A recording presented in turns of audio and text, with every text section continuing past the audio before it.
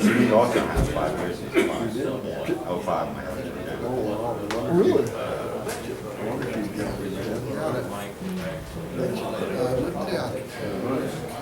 Oh, yeah. Oh, my, yeah. I live in electrical fire. You didn't burn your shirt back.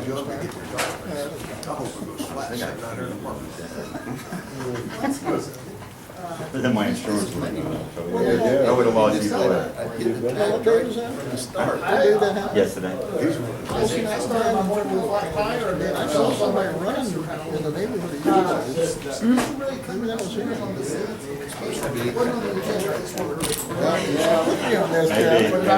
Down at the very bottom. Oh, okay. I was really glad whoever was, you know, I didn't know the people, they were standing outside, why they ready to go? I mean, I was sitting there watching the race. He said he wasn't here to take it, so he'll, One of my he's supposed house. to be here, and he said that he will today. And I was in the room. We've got the And the neighbors came in. see if Greg's got an extra. Right here is the rest. Yeah. I came out, looked, opened up my hole. He gave, The top half was he on gave it to fire. us, I think. And then I heard the siren go. Because I had my 69 there before. I was. Couldn't give it. Was a lot of it. So it didn't take long.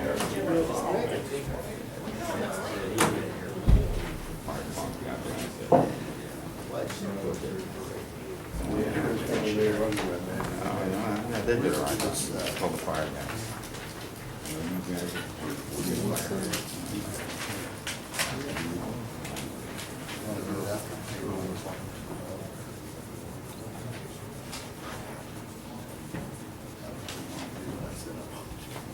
I want to do it, man. I don't care what they do. That's not, where do you feel?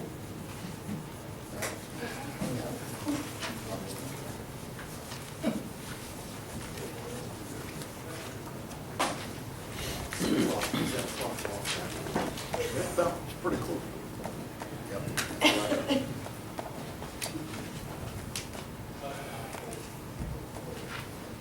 Pretty close.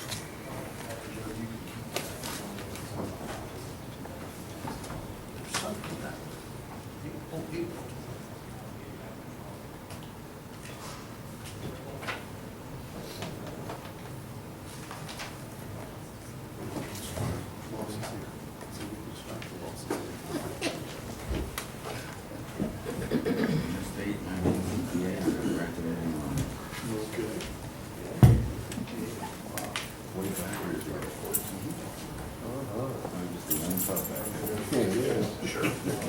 You getting smarter now? No, we should be recording. I'd like to call this meeting of the Board of Commissioners to order for April 8th. And the first item on our agenda is to open with prayer. We have Brother Kenton here. We'll all stand, please. God our Father, we praise you and we bless you. We give you thanks for all the many blessings that you have so generously given to us, especially in this part of your country. We continue to ask for your guidance and blessing. As we are celebrating the Easter joy of the risen Christ and the life that he won for us by his death and resurrection, may we always be reminded that we must die to ourselves so as to truly serve the lives of those to whom you challenge us to commit our services. We ask you to bless this meeting, that your life may spread and that the life would be given to all people. We ask you to bless us, our family and friends, through Christ our Lord. Amen. Thank you. This time, we pledge. I pledge allegiance to the flag of the United States of America and to the republic for which it stands, one nation, under God, indivisible, with liberty and justice for all.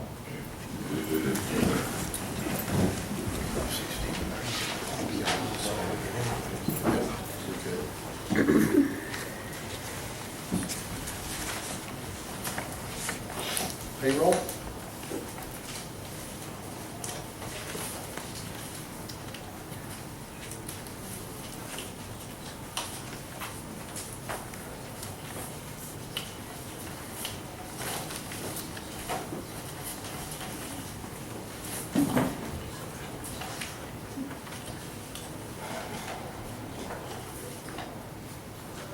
totals are gonna include $1,178 for OPO, and then there was $2,414 for overtime for the highway. So the total for check date April 12, 2013 is $133,711.92. You okay, Jim? Yes. I'll make a motion, we pay payroll for check date 4/12/2013 in the amount of $133,711.92. We have a motion and a second on the floor to pay today's payroll for check date 4/12/13 in the amount of $133,711.92. All those in favor say aye. Aye. Motion carries.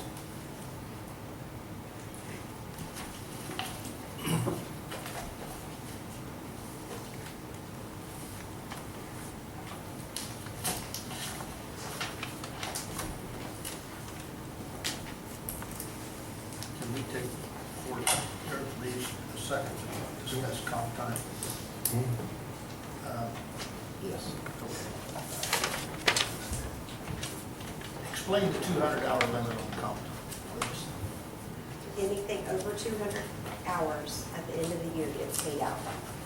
But if it's not over 200 hours, it just accumulates, it just keeps, and so you hit that 200 mark, but then it gets paid out like at the last day or whatever, when everything else gets paid out. So what my confusion was in the last meeting was, I thought comp time stopped at 200 hours, but it doesn't. It just, you can accumulate. You could 200 accumulate hours. 200 and carry it over to use. So you could have 200 hours, you could have 5 weeks pay times every employee, you could have that obligation. So, all right, I just wanted Derek to explain that to me, so I understand. But it could be, that, to the council, that could be a significant number. Okay. That's all I can. Better split what you can.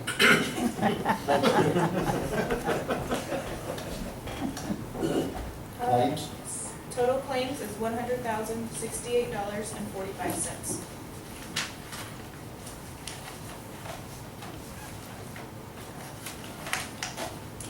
Do you have any questions on those, Jim? No.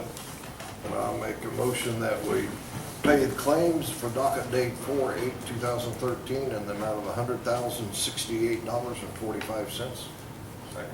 We have a motion second on the floor to pay miscellaneous claims for April 8th, 2013, in the total amount of $100,068.45. All those in favor, say aye. Aye. Motion carries.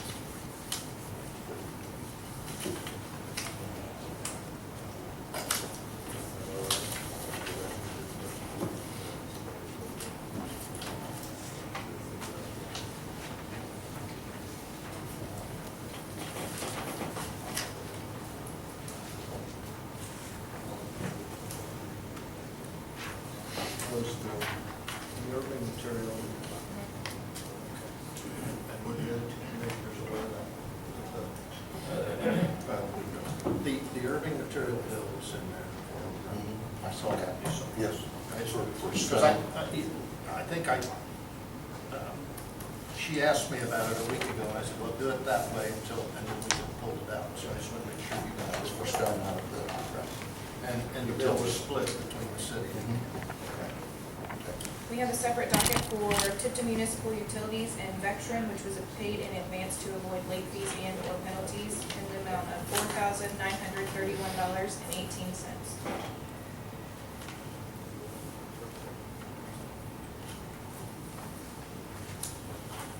Do we have copies of that in our We folder? don't have a copy of it. I can get your copy.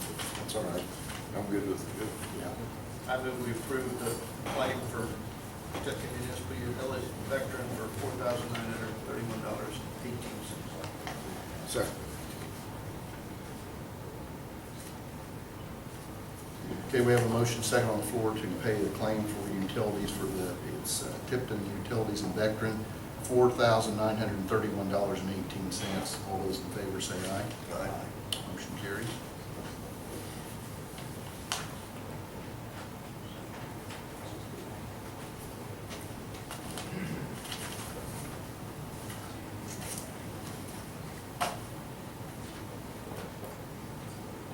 one last one for highway veteran in the amount of $376.28. I move we approve the claim for highway veteran for $376.28. Second. Okay, we have motion second on the floor to pay another claim for the highway to veteran, $376.28. All those in favor, say aye. Aye. Motion carries.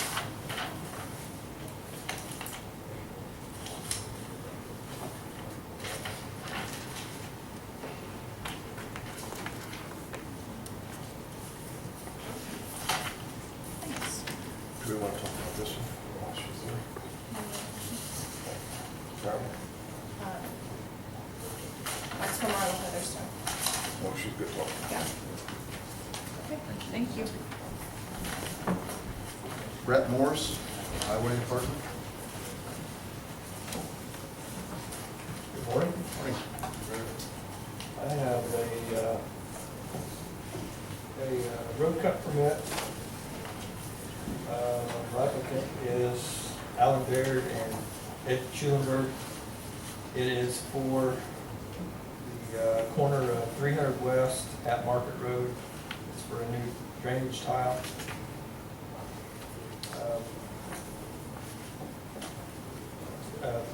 Baird's is doing the work. I've looked at it.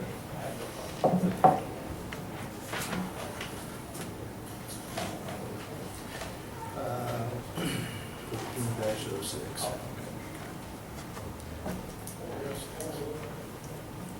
I move we approve a road cut permit number 13-06 at Market Road and 300 West. Second. We have a motion second on the floor to permit, or to grant permit number 13-06 for a road cut for a drainage tile at 300 West and Market Road for Alan Baird and Ed Schulenberg. All those in favor, say aye. Aye. Motion carries.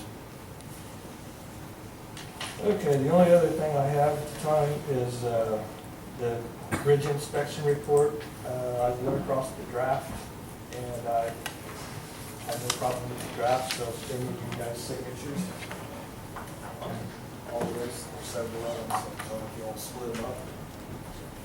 How you want to do it? How do you want to do that? There's several copies. I got mine.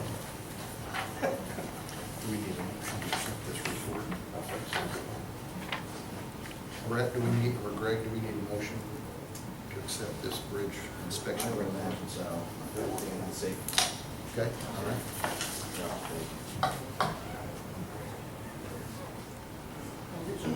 There's just a cover sheet for, I thought they were individually.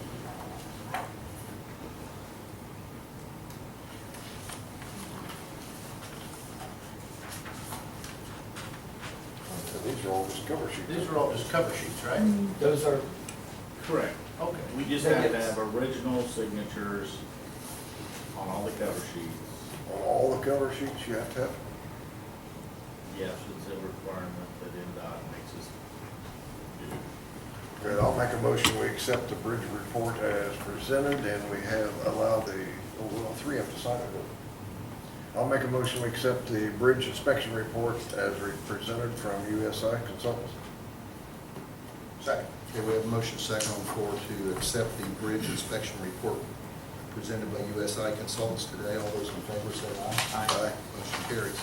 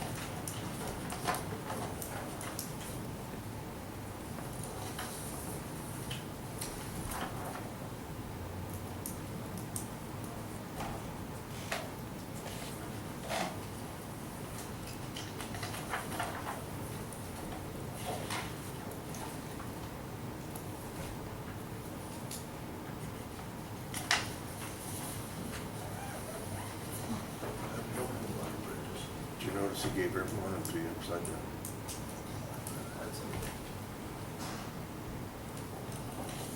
Got writer's cramp now. Thank you. Thanks for that. That's all I have, unless you guys have any questions. I don't have any questions. Thank you, Brett. Phil? Good morning. Morning. The first thing, we reviewed all the bids for Bridge 8, which is County Road 725 West over Keegan Ditch. The low bidder, which is Tristler Construction, had all the information that was required for the bid, and therefore, his low bid was $221,361.75. So we would recommend at this time that the Board of Commissioners accept Tristler's bid for Bridge 8 and sign the proposal for that. Okay, we have a motion then to accept Tristler's quote. So moved. Second. Okay, we have a motion second on the floor to accept Tristler Construction's quote for Bridge 8. All those in favor say aye. Aye. Motion carries. Probably in that motion, we probably should have the total is $221,361.75. I just need signatures here and here. That's the correspondence. Sure. Completion date.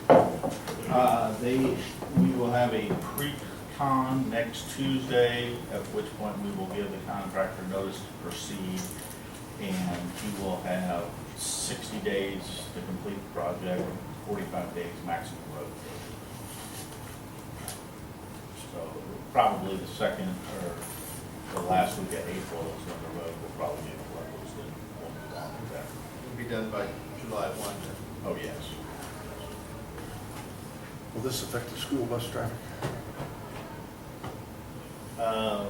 Possibly. I don't know what the school, there's only one, She goes right down 350, no problem. okay, there's your answer, no. So it won't, If it would, we would have, so the thing you have to notify the sheriff's department, right? yeah, we take care of all that, contract will take care of all that. The other thing, as I sent you in my update last week, the small structures, first one is WI 5005, which is County Road 800 East over Pollywog. We have a quote from CPI to provide us with that pipe for that, and that's a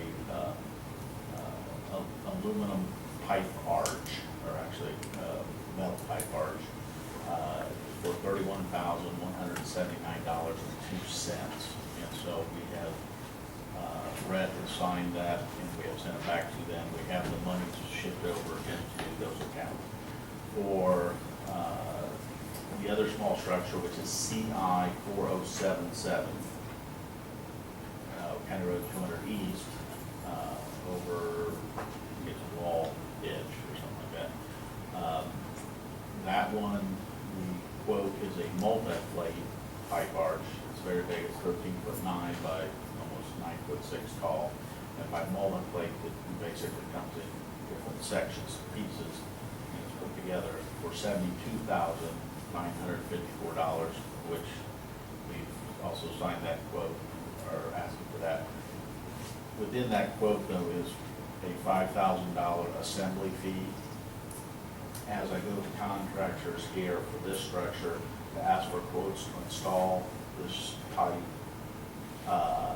if I'm going to ask them also to quote the assembly of the molded plate in the field, and see if they're lower than $5,000, we'll use their quote. If they're higher, we'll let CPI go into it. So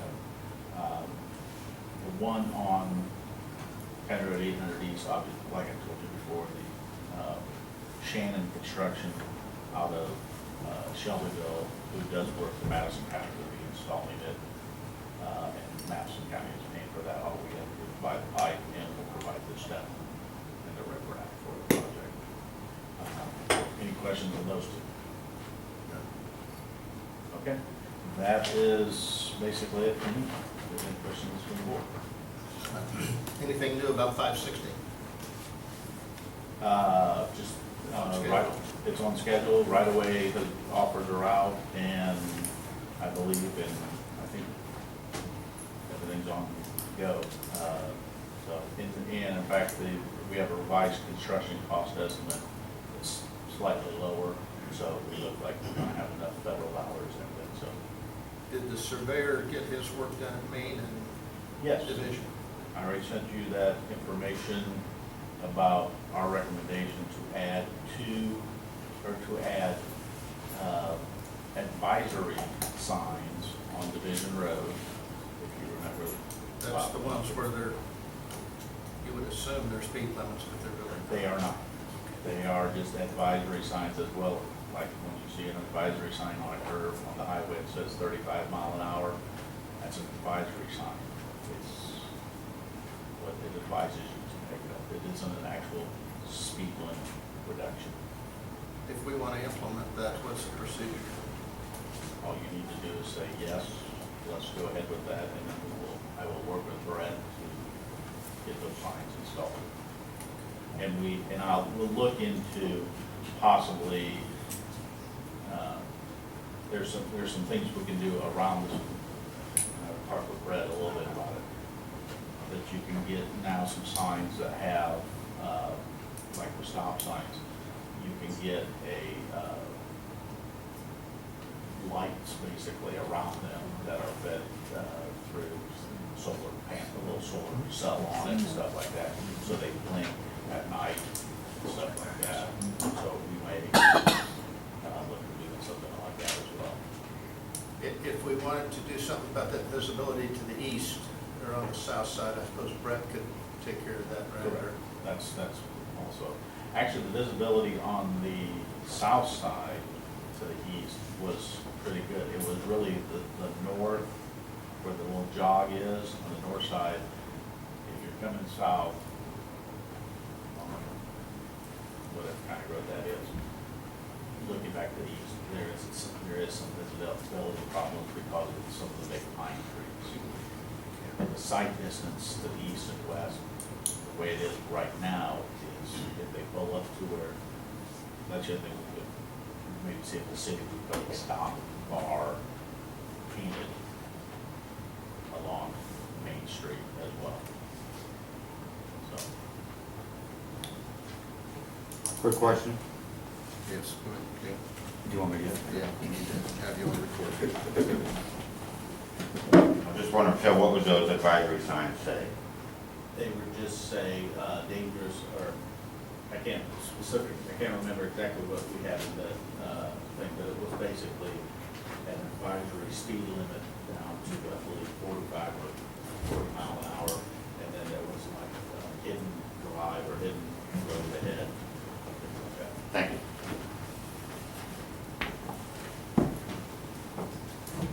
Anything else for Phil? Let's go ahead with that, we'll just move forward. I want to go back and review the information you sent. Okay, and I'll resend it again, so you have it. Thank you, Phil. Sheriff?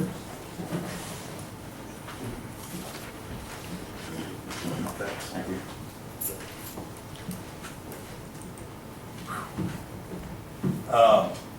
Two of our Fords, Mike, I'm gonna have you probably come out and sign the paperwork, or just Greg do it. They are in, they're getting wired up right now and stuff, but when they get back, we're gonna do all the paperwork on it, we take them down. I don't know if you need to sign them, or whether it's Greg, they're your vehicles. They're listed at the main county commission. So I'll have you go out and, I'll just make a thing out there, and they try to get ahold of you, and see if you can go out and sign with it. Don't have a lot, we did get the fencing put in our cleanup room. You remember the cleanup room where we had the shower, the toilet, and the sink, and then they had the, where we store all the inmate supplies because we don't have a whole lot of room. We did put a fence up in there to keep them from getting in there. What was happening, they were getting in the other totes, taking extra things to the back, blankets, things, and then flushing down the toilet. We're having an issue with that. So we put that in, and other than that, we're just waiting for one more vehicle. We got one guy going on sick leave here, the 17th, having hip replacement surgery. So we're trying to get by with what we got. How many inmates do you have? 26.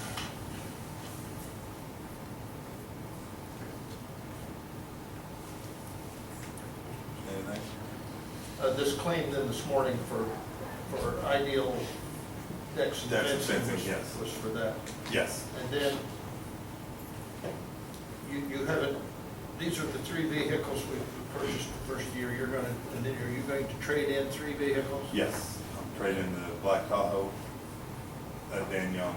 They gave us more for it, and then 2 Chevy Impalas are going to Ford for the 2 vehicles to Ford. They're getting them stripped down right now too. Also, there's transferring stuff into the other vehicles, and then we'll release those vehicles to them also. Greg, do you have those titles? I can get them very easily. Yes, they're in one box.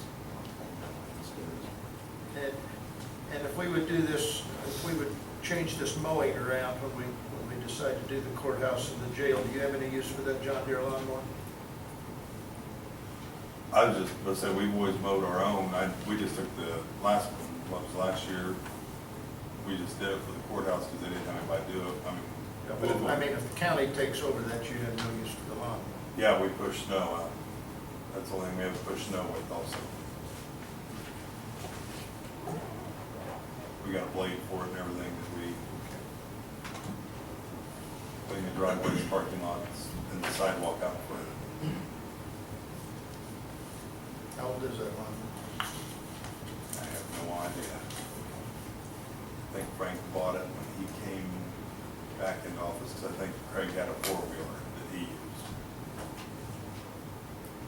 Frank bought the John Deere. So, minimum 6 years old at this point, probably. At least. Looks older. That'd be a big burden for you to do that, Brett? Plow the snow? Okay, thank you. Hey, we'll talk about this later. Well, our lot in the back is so thin to get into, and then it's all cut out back through there. That's what would be hard to get a big plow in there. That's what we did done. With the curbs in there. Right, Yeah. curbs are very high. With no bigger spot than this, it would be hard to do All right. with our equipment. So keep the tractor and the plow. That's what I was, are you guys going from spraying to the yards and stuff? Are you taking bids on all that for the sheriff's? Yeah, we are. Yeah, we have. We've never done our own spraying. And we've always mowed it, but we've never sprayed it. Yeah, and we're not ready to make a decision today anyway, because we don't have all of our, we don't have our ad in or. No, I can get a copy from John. And request it, and that's it. They can get it.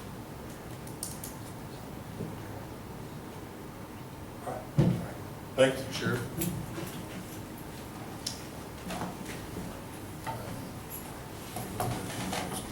Marla is on the agenda. We need to get Steve right on.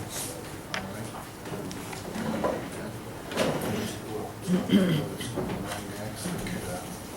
That's right, he wasn't here last time. Stephen Ray.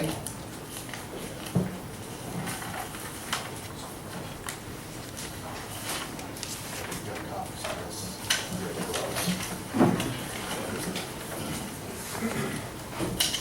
Stephen? Good morning.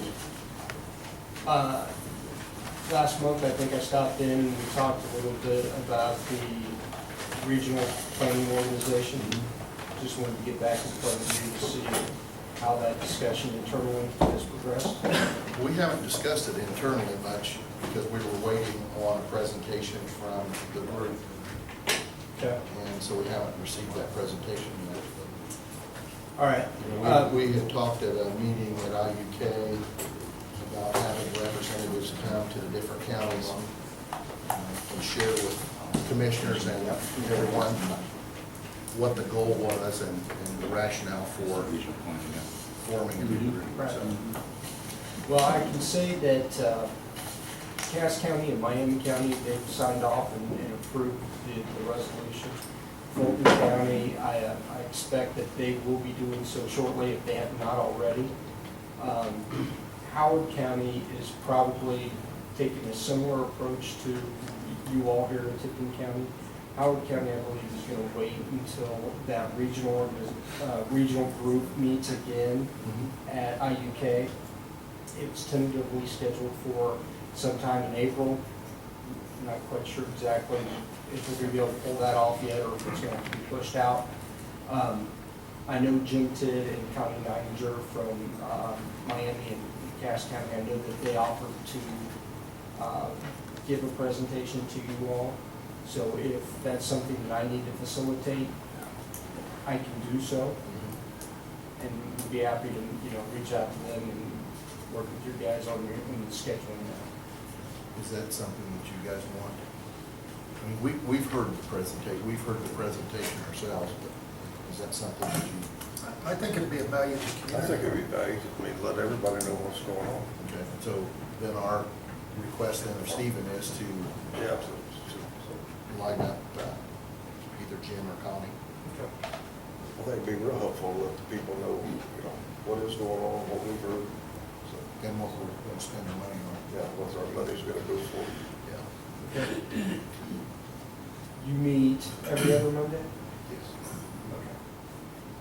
So I'll work with them, see if they've got a Monday free, and I'll get back with you. That'd be fine. Very good. That'd be fine. Matter of fact, you can run it through Greg, and he can just put them on the agenda, All right. because I think it'll work for us as soon as it can be arranged. We need a short, 15-minute presentation.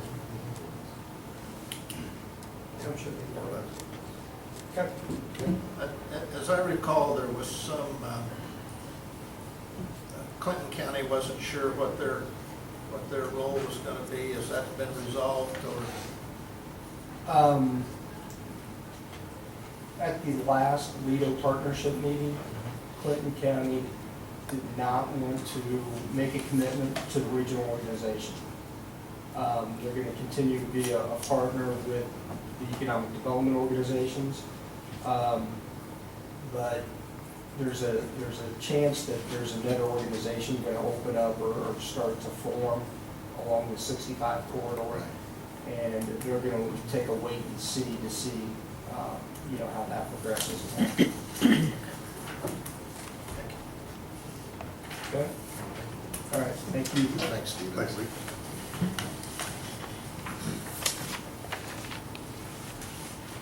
Greg, you want to have another one? Chuck Bill. Chuck? Thanks for letting me sneak in. Last night, I was gonna try to wait to as long as I could for budgetary reasons, but last night we took mobile command out to the incident on 700 in Division 725.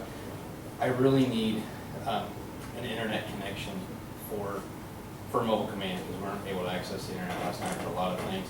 I spoke with Lindsay, which I think she spoke with Greg and maybe yourself. They redid the surveyor's phone, so it actually freed up exactly what I need to put a hotspot internet connection inside that mobile command. So I guess I just need permission to go ahead and get that. I can get a 4G connection for $30 a month with, I can't remember exactly how many gigs of data it is, but we would only use it on big incidents, and then also when I have to contact the state and update Web EOC and things like that, and then like when we're out at the 4-H fair and the park festival. So it wouldn't be, the chances of me using that data, we would have to be on scene for days for me to extend over what myself and the Verizon guy first talked about to keep me in that. Do you have enough money in your budget? Is it covered? No, I was kind of hoping that the surveyor's the way they changed it, I don't know who pays that, I don't know if you guys pay that cell phone bill. Because right now, I canceled one phone line in the EMA building because we're never there, and I just had everything transferred to dispatch. When I redo the budget, I'm going to put it in there, but it would be really tight for the rest of this year. I can see if I can free it up, but no guarantees, I guess. Greg, what was Lindsay's suggestion on where that money come from? I believe she was suggesting that we just use the rest of, use the savings from that, from the surveyor's expense to cover that. And then when I redo my budget, I would go in for next year. I was kind of, I was kind of hoping to wait until Pork Festival time, but last night it was just, it would have been so helpful, and I just don't want to go through that again. But we can't just transfer that, can we? That's paid out of the. I don't have a problem with it. I don't have a problem with it. I think that's, Lindsay had already figured that out. She can pay for it, that's what she had mentioned earlier.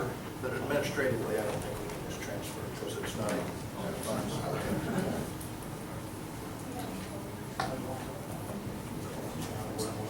So we need a motion. Yeah, we ought to have a motion for that. Yes.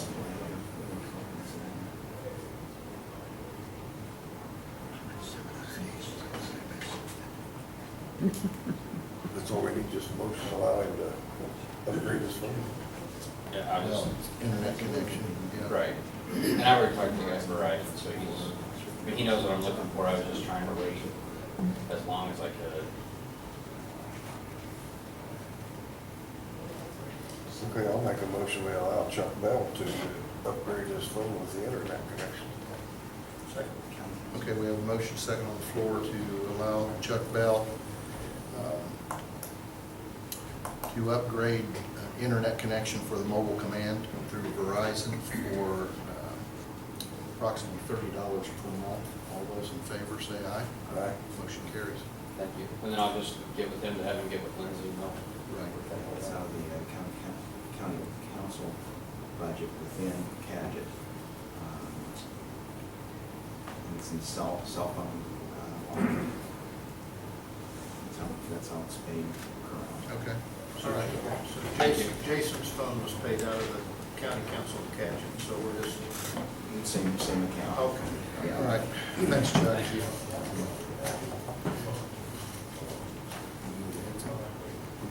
yeah. Marla? I forgot.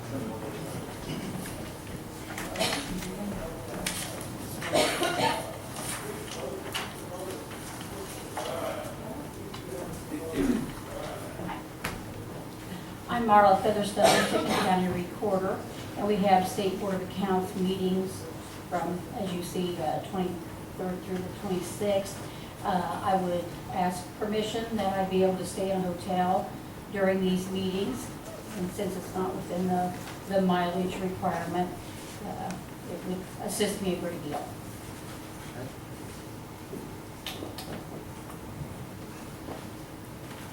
I definitely don't have a problem with it, so it's, What we need to do is have them change the handbook so we'll have a decision.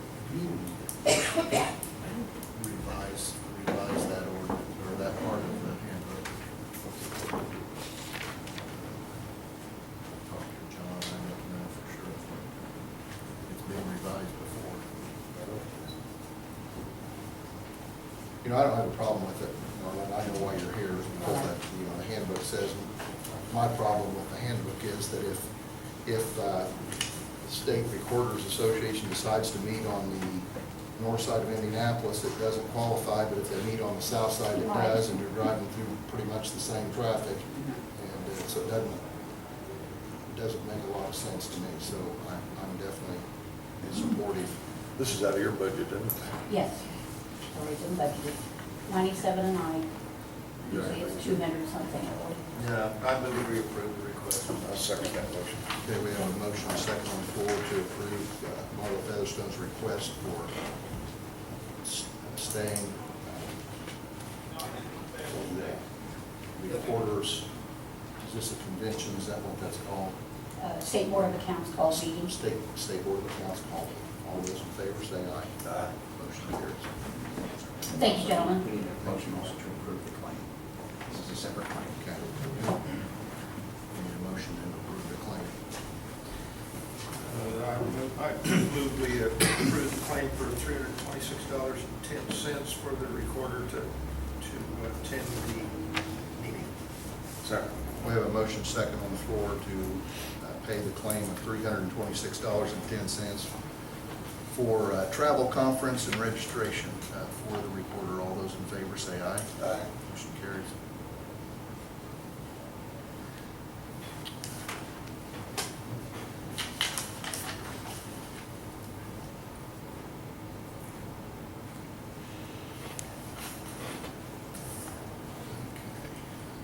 Any preference on the rest of the agenda?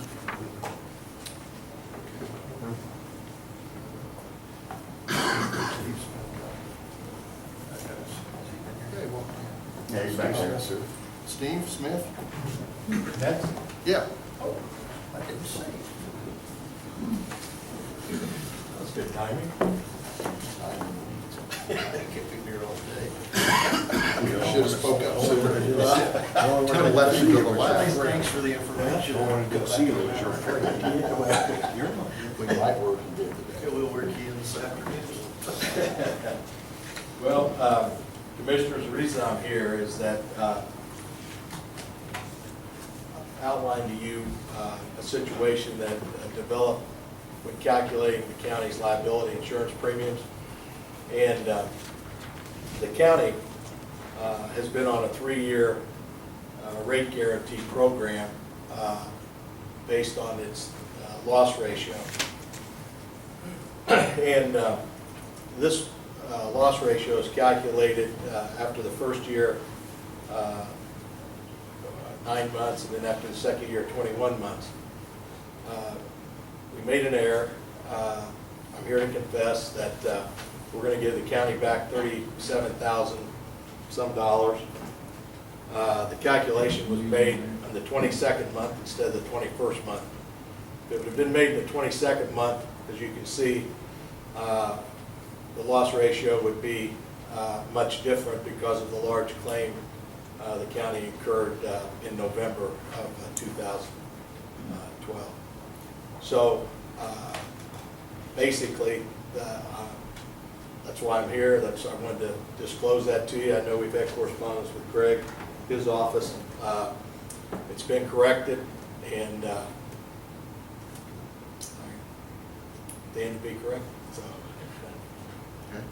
if you have any questions, I'll be glad to entertain. But that memo pretty well outlines the whole situation and where we are with the claim after the 22nd month.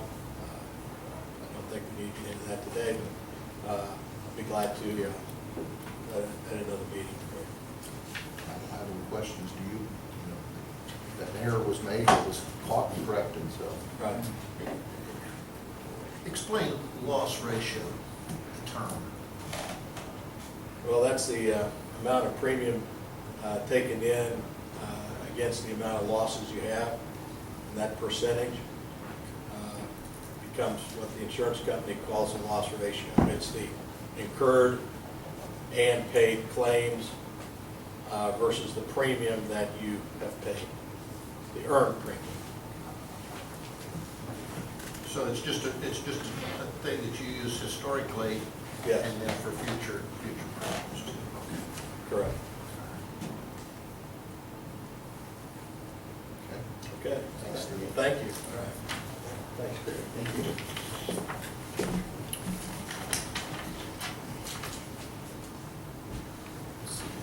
Jason Henderson. Proposed ordinance.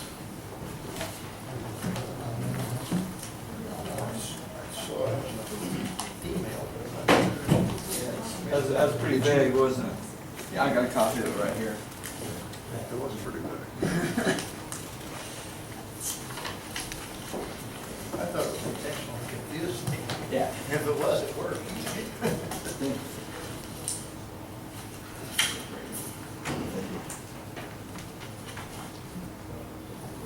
I guess what I have is, we're really just looking at, this right here is the codification of all of our local ordinances that the county has. It takes on how boards are compliant, what the commissioners do, their powers and duties. In reviewing it, there's just really three that I was focused on. One of them was excavations in the county right away. This board here has went above and beyond on specifying what needs to be done in rights of way when they put cable, when people do work along those lines. There's also a section called obstruction-free zones, and then finally a section called interference with county road right-of-ways. Now, here's for instance. Let's say someone does something in the right-of-way which has occurred before without getting a permit.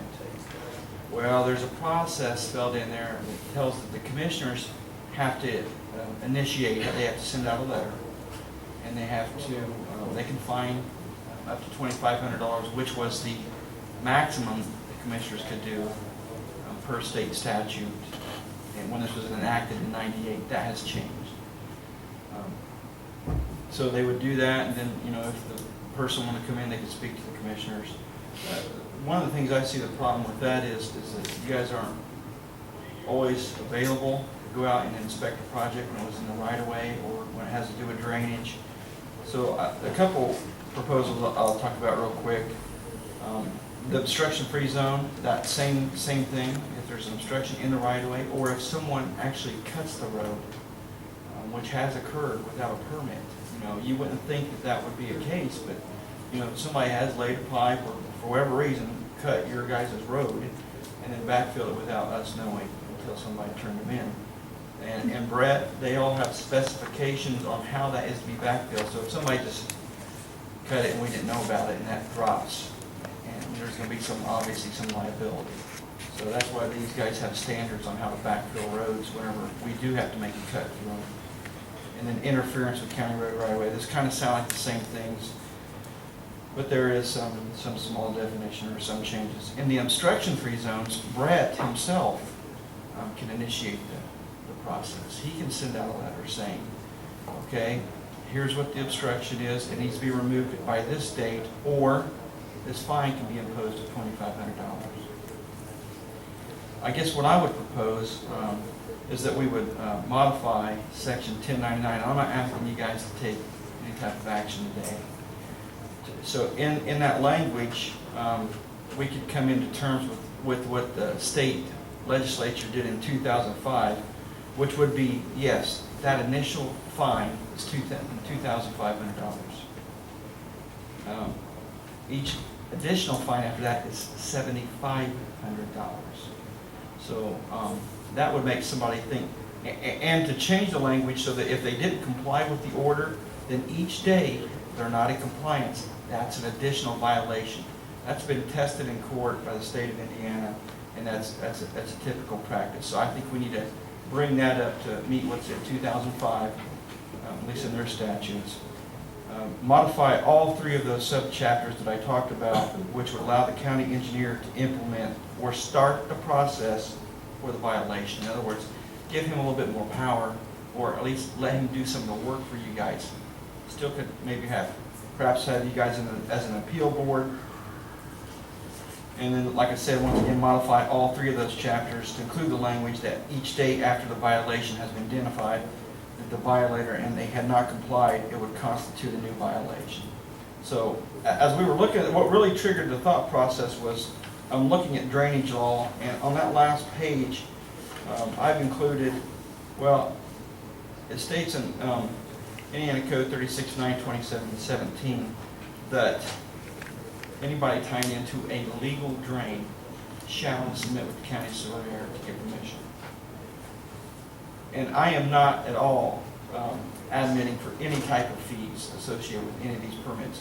The right-of-way permit, you guys grant for free. It's just pretty much knowledge to make sure everything's done to protect the welfare of the public. Same thing with the drainage.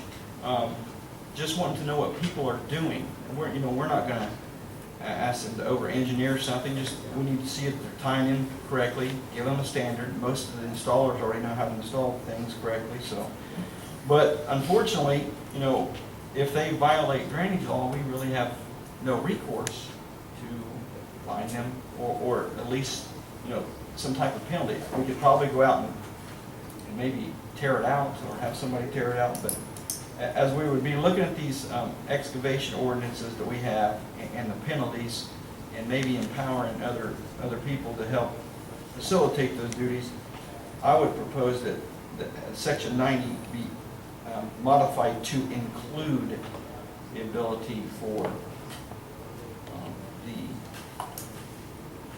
drainage law to have some type of penalty, which would be in line with what is already statuted or stated by the commissioner. So it would be that $2,500 per submission, $7,500 each time it's not in compliance. And then another thought process was that just like the circuit court serves, the sheriff and all the officers are actually officers of the court, he's the final guy.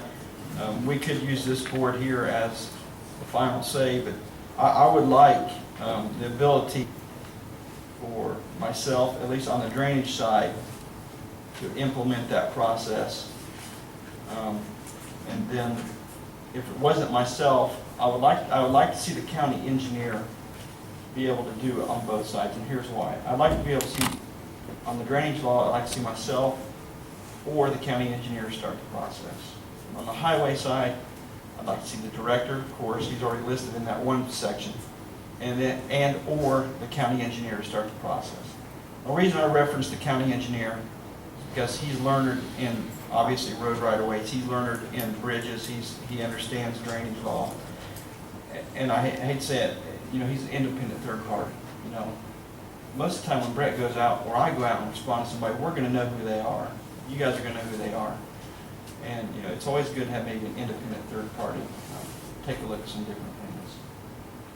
But I think that's just pretty much what I was wanting to bring to your attention. I would ask that the board might want to consider empowering maybe an ad hoc committee, because I don't want John Brook to sit down and go through all of this. I'd like to see maybe one of the board members, perhaps myself, Greg, of course, somebody from County Highway, and maybe one of the officers. We don't have a lot of criminal penalties in this book. We do have some speeding citations, and maybe even the county engineer, and go through this document. And there's a lot of planning stuff in there. I know Joe's has a lot of planning experience. But maybe if this board would want to do that and start looking at what county ordinances we have, looking to see if we have the ability to enforce them, and then looking to see what makes or doesn't make sense. So that's really what I'm leaning towards or asking. What do you think about having John Brook review this? Well, The only reason I don't have a problem, but you really haven't made a recommendation yet, right? Right there is my recommendation, at least on those three components. Proposed changes are your Yeah. recommendation. And before I started the clock ticking with council, because he does a great job and he gets opinions out, but I don't want him to, something we can do to ourselves and then have him do a final review or modifications on any of these ordinances. Well, this would be a final review. If this is your request, this is what you're wanting. Yes. Then John's review of this would be a final review. This is what you guys recommend. Phil's looked at it, you should have talked to Phil, haven't you? Phil Beer? Yeah. Yes. Now, I've mentioned it briefly to Brett, and he hasn't had a chance to review the entire document, but I think we're all on board with the concept, because unfortunately, right now, Brett's dealing with a situation where somebody has filled in a site that did not get a right-of-way permit.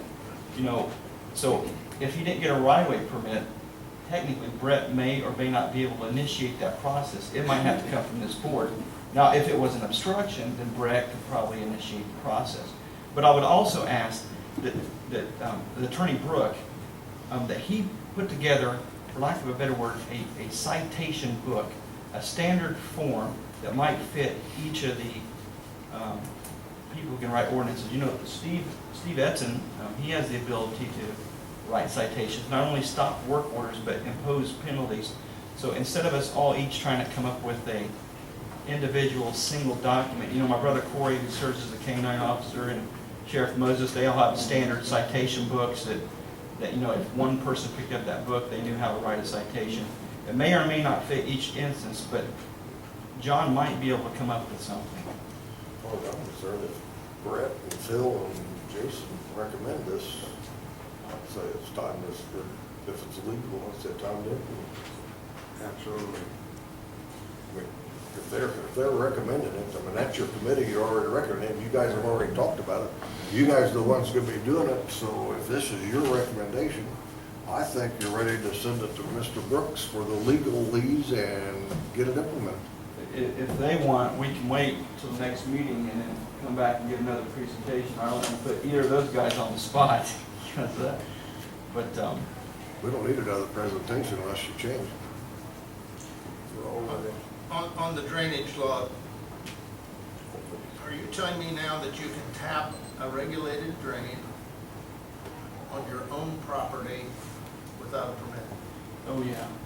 And not be in violation of the law? No, that would be a violation. It would be a violation? Yes. Okay. And the reason being is, believe it or not, and I've only seen a couple instances. Let's say we have most of our tiles are over 100 years old, unfortunately. They're made of clay. So let's say you had one running through your property and you want to fix your drainage. So instead of, let's say, punching a 4-inch tile into it every 20 feet, we might have you run something parallel with it and then tie it in at certain locations, not using it or destroying it or decaying it, things along those lines. And like again, I'm not for any type of permit fees. It's just, state law dictates that they have to get, or they shall notify the surveyor. Well, if the surveyor doesn't know of activity of people hooking into county tiles, you have no idea whether that tile's overloaded or not. Well, that's true. If someone grid tiles a large farm and it all goes into this one older structure that's already running at capacity or overloaded, you're not gonna know it, so. And the minute they put that tile into our system, or they outlet that tile into our open, then we're at least responsible for the first 75 feet or whatever they're bringing into us. So any of those outlet pipes that somebody doesn't put an animal guard in there or something when they're coming into the opens, things along those lines. But by and large, you just want the drainage side of it, so your records are up to date and oversight. Yes, notification. If we could get copies of private maps, it would be so beneficial in the future. Not only one for planning, if we're doing a reconstruction, but farms do change hands, and it would be nice to have a repository. I think right now the only way they can get private drainage is they've got to. Hopefully the owner has a record, or they know who the installer was, and they can get a hold of them. Sometimes they keep maps. Where did you come up with the $2,500 and $7,500 fine? That is, you guys are only allowed to fine up to $2,500. That's state statute. That's local rule. You see that last sheet? That's local home rule. You guys only go $2,500 for the first fine, but then after that, the language has been changed to $2,500 or $7,500. And Joe, I don't know what Brett would say, but I'm sure if he had to go, somebody cut your road illegally, and he had to go tear it out, replace it, put it with backfill, look at manpower, he's going to be well over the $2,500 mark. And I think on education-wise, and by the way, his form, his right-of-way form, our forms, they're all up on our website. Our laws are all up on our website regarding to drainage and right-of-way. So it's all there. It's all on the website. So I would see if this passed. Of course, we're going to give some time. And it doesn't say we have to enforce that $2,500 the first time, the first offense. We're going to send out, we're going to educate the installers. And that would be a question for Brooke on who would be responsible for the penalty. Would it be the professional installer that you're paying the money to do the tiling? Or would it be the landowner? Or would it be both? So that would be a good question that we want to ask John. That's just, I'm happy if you guys proceed with it as such. If the three of you are in agreement, I'd say get the legal advice. Okay, well, I guess then with your permission, I'll have these guys review the document for any final changes within this next week, and then send it to John, and then kind of tell him what the concept is. Then you're going to have him write the ordinance? I'll take a shot at it first time, and then he can start marking it up, changing it, yeah. We'll let that public hearing then. Yeah, she'd have to. Yeah. Yes, sir. Yep, sorry. Okay. Any motion for that or not? Or you give him, I don't think we need a motion. bless or blessing. No. Thank you. Thanks, Thanks, Jason. all three.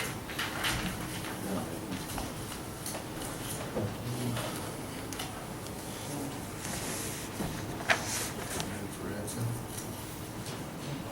Do that in the minutes. Let's just get the minutes out of the way.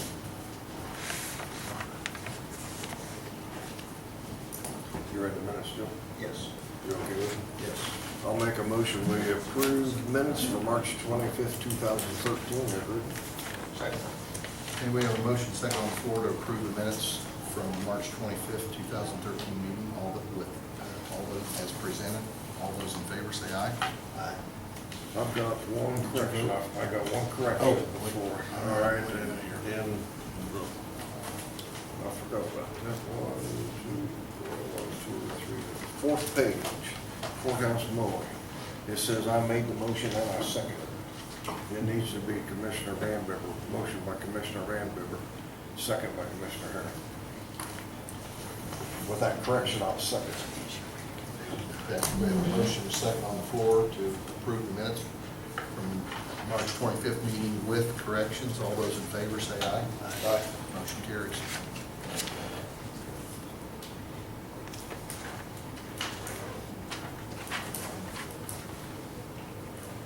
Okay, Mr. Edson.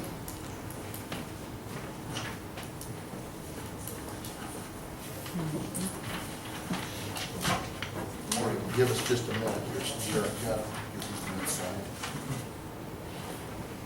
We may take two, Steve.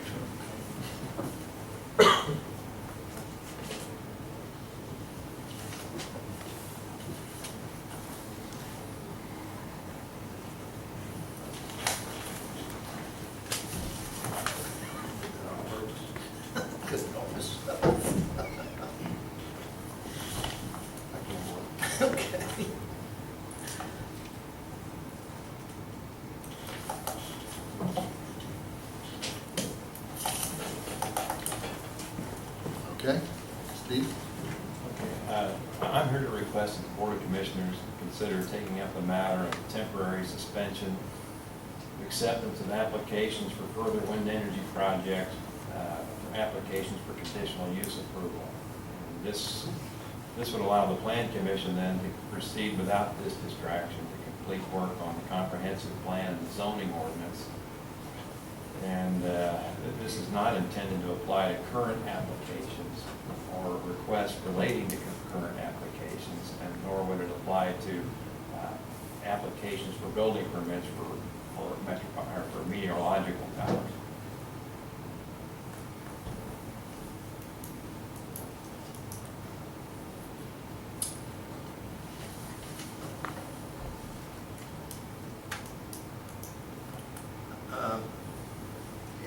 In the correspondence, you've indicated that we use an October 1st, 2013 deadline date or expiration date if we would do this today.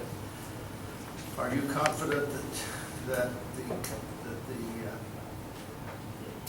Plan Commission and your office can have this done by that date? No, I'm not. We can proceed, and we would proceed expeditiously, but it's an open-ended process. We don't know how much debate we're going to be getting. I think it's a somewhat realistic goal. It's fairly optimistic, but I think it's achievable, but I'm in no position to guarantee it. I think a good date is good. I mean, just like the person at the Planning Commission said, we've sat around long enough, it's time we do something now. So Who said that? you. Okay. Might as well clear it up.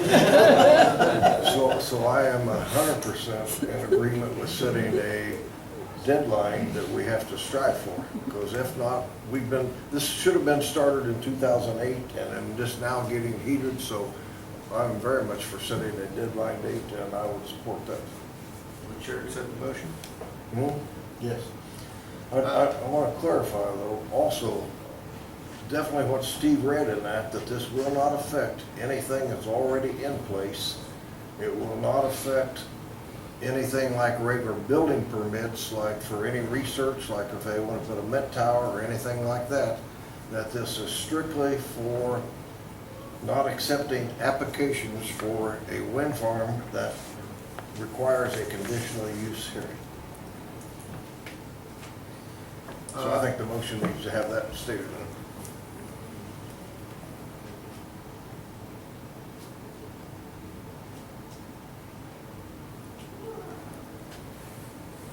Well, I'll just make the motion like this, and then, because I think it pretty well precludes that. But I move to order the zoning administrator to not accept further applications for wind energy projects until the zoning ordinance pertaining to that matter is amended, or until October 1st, 2013, whichever occurs first. And I think well, I'll wait for a second, because I think what the motion saying pertaining to that matter excludes anything I else. think the way you have that word, it does make that, it does state, because they can still get permits, like if they needed a Met Tower, they can still get that. That does not apply to the wind farm permit, but I think the word conditional use needs to be added in that. A wind farm permit requiring a conditional use hearing. All wind farms require a conditional use hearing. All wind farm applications, right? Under the current process, Under the yeah. current process. In Tipton County, okay. That I will second that. Okay, we have a motion and a second on the floor. Place a moratorium on accepting applications until October 1st, 2013 on, for any new wind projects. Wind farms. Is a Met Tower considered a wind project? No. No, that's a separate matter. You know, the application for wind energy projects, that, I think that anticipates that under the current process, their application for conditional use approval to the Board of Zoning Appeals. A meteorological tower is a much more simple process. There's no hearing process. It's just a matter of coming in for an application and the building permit process. I just want to make sure there's no question about, what this is saying and what's allowed and what's not allowed. Now, Joe made the motion, perhaps you would consider, and where it says, would not accept further applications for wind energy projects, you could say, application for conditional use approval for wind energy projects. Would that be satisfactory? I would second that. But let's keep this clean. Let's withdraw your second. All right, I will withdraw the All second. right, and I'll amend the motion to include, not to allow any conditional use permits. Is that clear enough for you? Yeah, and to Just say, make the motion. you, just like you said. I'll Just state the motion. Let's just state, Okay. I'll just withdraw my motion and we'll start again. Okay, I move to order the zoning administrator to not accept further applications for wind energy projects and conditional use wind energy projects. Yes. Until the zoning ordinance pertaining to that matter is amended, or until October 1st, 2013, whichever occurs first. Second.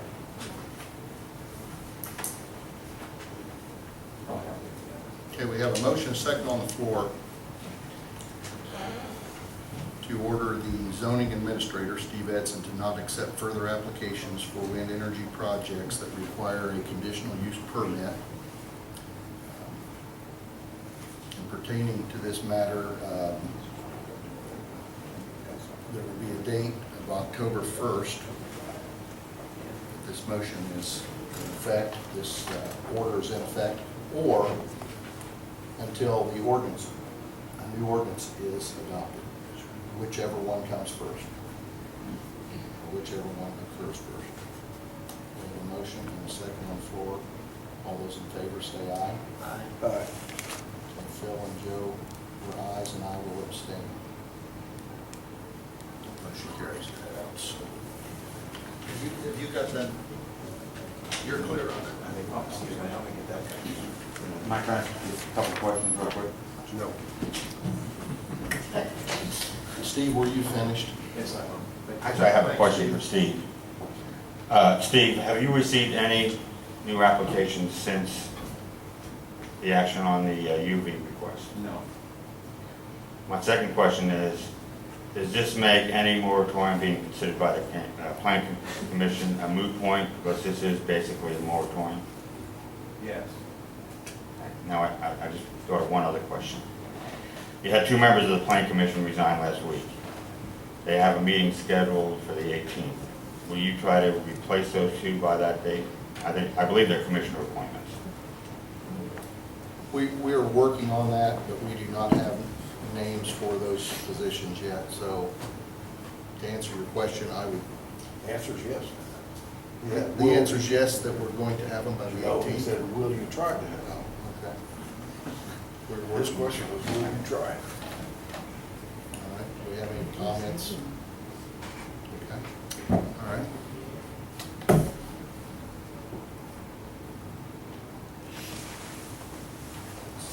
Jeff Sheridan, Economic Development Director. We have a report from Jeff today. Morning, gentlemen. Morning. Just briefly, some highlights. The DuPont Pioneer Seed Project expansion is proceeding on schedule. We had a very successful visit with Congresswoman Susan Brooks. She spent the day in Tipton and visited several of our local companies. Also working with her on establishing regular staff hours where her staff will be available here in Tipton County to meet with local constituents. Also been working with Mr. Edson and my board on the revised comp plan so that the Economic Development Organization is able to have some input and be involved in coming up with that document. And last, I've been meeting with IMPA. The Indiana Municipal Power Agency has several resources. As the City of Tipton Utility is an IMPA community, those resources are available and they've been very helpful. Those are some of the highlights. I'd be glad to answer any questions that the commissioners might have.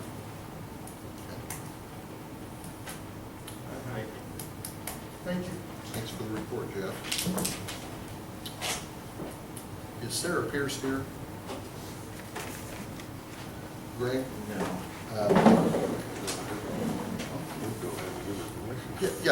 Yeah, no, you don't, Greg. We have a written request from her that came through Janie Letzinger. Okay. Yeah, it's a simple request to use the front steps of the courthouse on April the 16th. There's the info. 7 p.m. To make an announcement of child abuse month. I will make a motion that we allow Sarah Pierce to use the front steps of the courthouse on April 16th, 2013 at 7:00 p.m. regarding April being Child Abuse Month. Second.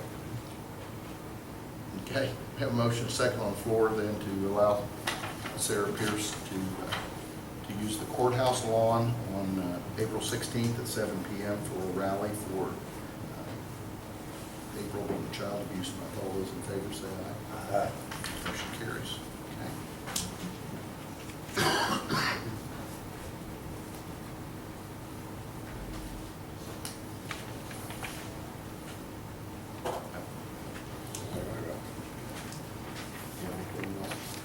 No, this was just this timber thing.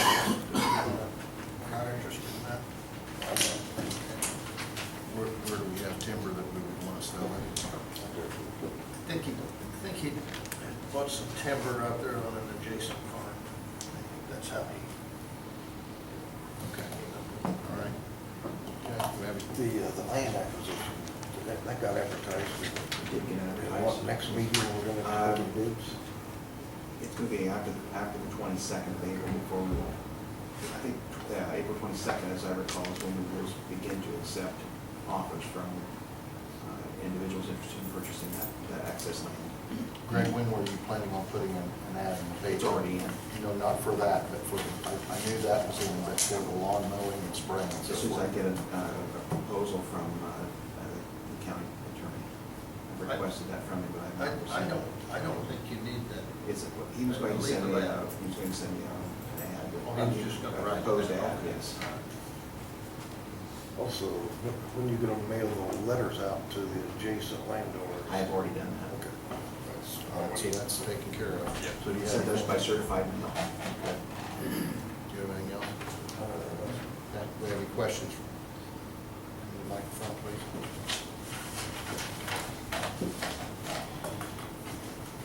Good morning. I just had a question.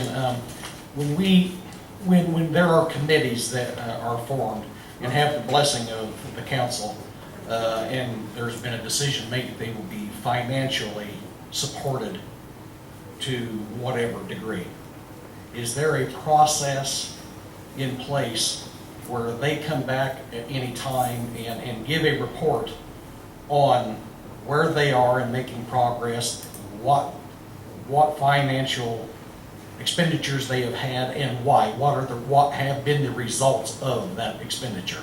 Is there a process like that in place? I don't know, what committee are you talking about? Well, it could be any committee. I'll use the jail.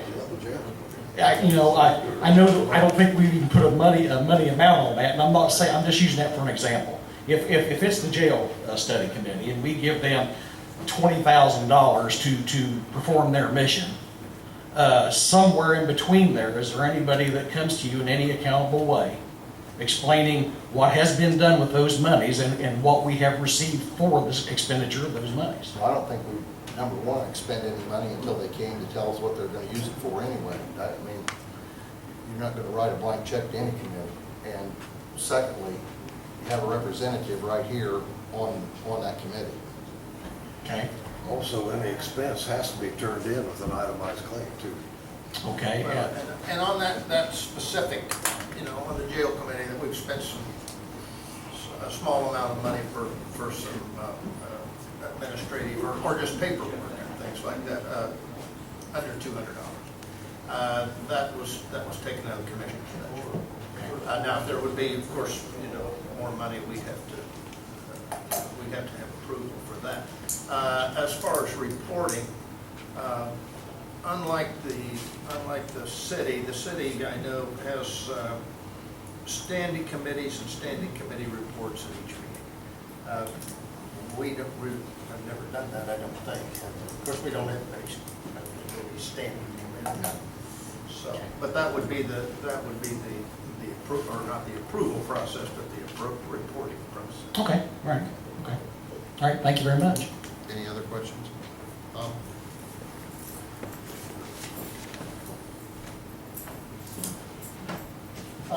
Just two things for you. Last time you talked about the mailboxes and we were getting hold of the attorney to do something. Do you know anything more about those? We didn't get hold of the attorney for the mailboxes. But then I got you sent me material on the mailbox. And I think the ordinance the present ordinance is, I think, pretty clear. If your mailbox is really in the regulated area, it would almost be impossible for the snow plow to take it out as far as hitting it. Snow might take your mailbox out. Not a whole lot the county can do about that. So I don't personally see any reason for any action. I see this as a problem we need to solve, So everything's already addressed and you don't need to do anything more? to my satisfaction. About the only thing that might possibly be looked at is the plan commission, take it under advisement and look at it and to see what the regulations are, and on new home building, should there be a change in that? I mean, you're not gonna go back and make everybody set their mailboxes back, I wouldn't think. So I think that what the postal regulation calls for 4 foot off the pavement surface, right? I thought it was extreme, but I'm not sure if that was our ordinance or if that was postal I ordinance. read that, one of the two. Yeah. It's our ordinance, it states that, I don't know where we came up with that. I don't think we probably don't want to enforce that, do we? A lot of mailboxes to move. Yeah, that's, I mean, I feel like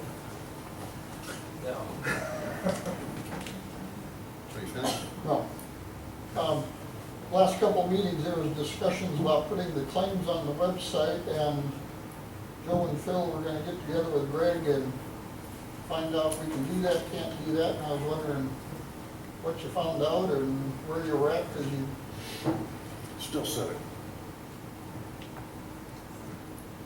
Well, I'll address it. I think at the end of our last meeting, the auditor indicated that he thought it was going to be time consuming, and in the form that they're in, it would be a problem, and I think also that Bill Steen agreed. And, you know, they are available in a very clear form in his office. I don't have a problem with him being on the website, but if it's gonna, you know, if it's gonna be something that's time consuming, it's gonna be a problem. I don't think it's necessary. I mean, are they in some kind of form that can't be put on the website? I mean, everything else is in a PDF document, I mean, they can't be put into one, or? The original lists that were posted according to state law previously, before the state released the auditor from that obligation, was to make a list containing the vendor's name and the amount of the claim only. Those lists had to be hand-generated and then typed into it, either for submission to the website or to be published by the newspaper. We do not have a program that generates that specific list. Public Access Counselor has the rule that we do not have to produce a list that does not already exist. To provide that information in that format would mean either running a report which does exist and redacting information that pertains to account numbers, which are resident in some of our reports, or hand generating a new list, which is not required by the Public Access Council. Would you prefer us to I'm do? requesting not to add additional burden to the auditor's office. We're already running with 3 people, what counties this size normally have 6 employees to do. All right. That's my little commentary. Okay. Thank you. I wasn't asking that a new list be made, but I was informed that the claims document you get is public information. Why can't that document be put on the website? I don't want a new list.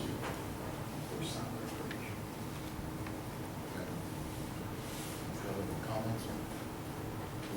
What you're saying, the list that we get would have to have some, There would have to be some things redacted. redacted. Just If we want to preserve the internal information that we put on those reports that would allow for potential of misuse of account numbers by unauthorized individuals. Well, I guess I'm confused why I was told that list was available if I want to go get it, but it can't be put on the website. It's available, but it has to be redacted before it can be released. And that takes extra effort, and I don't know how many times I have to say that. You didn't say it to me when you told me they were available. You said it to Any other me. questions? Motion to adjourn. Second. Oh, Shannon Salmon. Wait, okay. On this road cut that we asked for, appreciate you granting that, but this is not a small project. We're talking about 15-inch tile, might be a regulated drain at some time, going to drain lots of acres. We was, think it'll help the road bed considerably, was asking for a culvert and the stone. We'll do the work. We wonder if the county would go on with the culvert.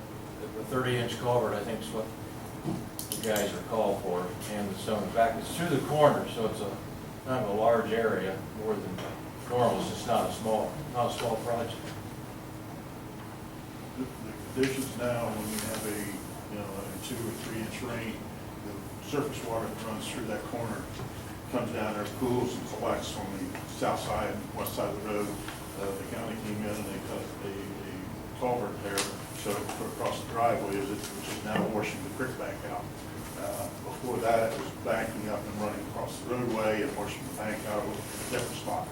And by putting this larger culvert in, and we can put a surface drain there, we can alleviate a lot of that pressure, that water that's washing creek banks out and roadways out. I appreciate it, really think about this. What's that? Okay. Did Brett, did Phil here? He's still sitting back there. I can't see him, okay. I'm back here. Yeah, Phil, could you give us, Commissioner Herron was wanting your advice on this, and, Quite honestly, I don't remember seeing it at all, so. I may have, but it, you know, I look at a lot of different things. I'd like to see what they're proposing. Well, the application was just made, what, last week? right? Yeah, that's- Okay, so that's part that's of it. probably, Yeah. Phil, what you did. That's one of the, yeah, sure. okay. Do you need that answer today? I don't know when they, The sooner the better. the weather kind of dictates the project perhaps, but the sooner the better, you know. Okay. I guess if Phil Beer recommends it, I'd vote for that. I'd vote to give him authority to give him the answer. They are asking the county to pay for the 30-inch tile, like a CNP pipe. A culvert pipe and stone will do the work. Okay. Who would haul the stone? County, I assume that's what normally happens, but whenever they do that, so. It's fine, we'll just need to find the money in Cume Bridge where to take it from. We've got, and we do have some money in, I think, a culvert line. It should be, we're talking like a 40-foot pipe. I think it's closer to the corner, so it may be like 80 foot, closer to that, just because of the extra length. Okay. We'll just have to look at the cost, sure, come up with it. I'll make a motion, we allow we instruct our county engineer to go out and look at the project and give him the authority to make the decision so they can have their answer. From his budget. Mhm. From his budget. From his budget. The second. Okay, we have a motion second on the floor, then, this issue to allow County Engineer Phil Beer to review it and give him the authority to make the decision concerning this issue. All those in favor say aye. Aye. Motion carries. Got a motion to approve. Second. Motion second on the floor, all those in favor say aye. Aye.